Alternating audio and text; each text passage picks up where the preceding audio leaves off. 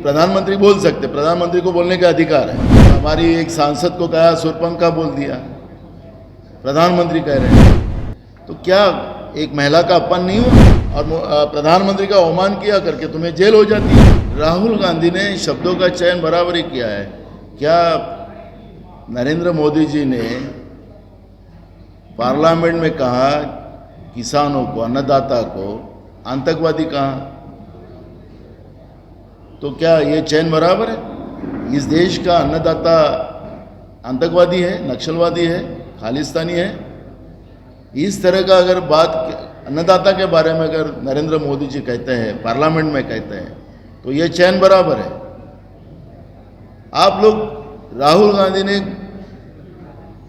उनके शब्द को पिरोकर कैसा पलटाया जाए और कैसे मीडिया में डाला जाए, तो बीजेपी तो अब क्या कर रही है वो आपको ज़्यादा मालूम है। मीडिया के बारे में मैं नहीं बोलूँगा, आप तो हम चौथा स्तंभ को रिस्पेक्ट करते हैं, हम उनके बारे में कुछ गलत नहीं बोलेंगे। लेकिन मुझे पार्लियामेंट में बोले हुए शब्द को अगर हमारी एक सांसद को कहा सुरपंखा बोल दिया, प्रधानमंत्री कह रहे हैं, तो क्या एक महिला का अपमान नहीं हुआ?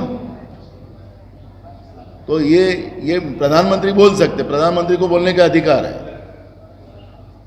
जीएसटी के माध्यम से आपको याद होगा कि गोवा का भाषण उनका जिस दिन जीएसटी लगा, तो गोवा में जाके भाषण किया उनने और कहा अगर नोटबंदी के समय में नोटबंदी अगर फेल होती है तो तुम जो चौक में बोलो, जो चौराहे में बोलो, जो सजा दोगे वो मैं उसके लिए तैयार हूँ।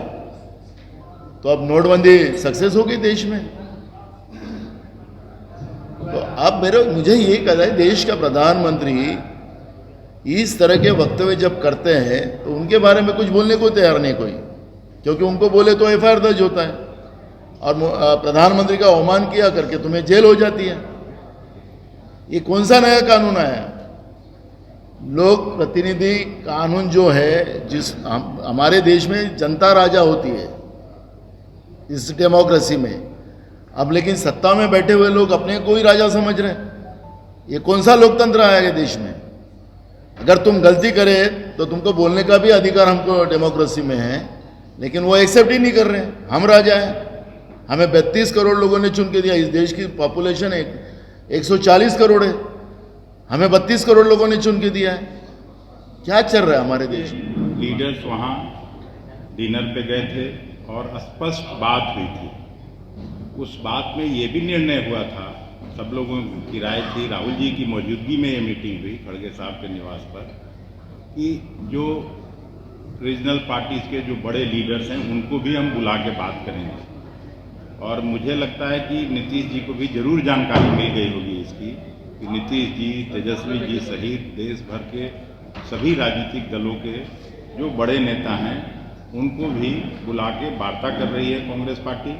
और जो आम लोगों की, सब लोगों की राय थी उसके अनुसार ये काम आगे बढ़ रहा है, इसमें कोई देरी नहीं हो। कई बार हमारे राज्य की जो स्टेट पार्टी है उन्होंने भी कहा कि कांग्रेस के बगैर ये आसान भी नहीं है बीजेपी को हराना।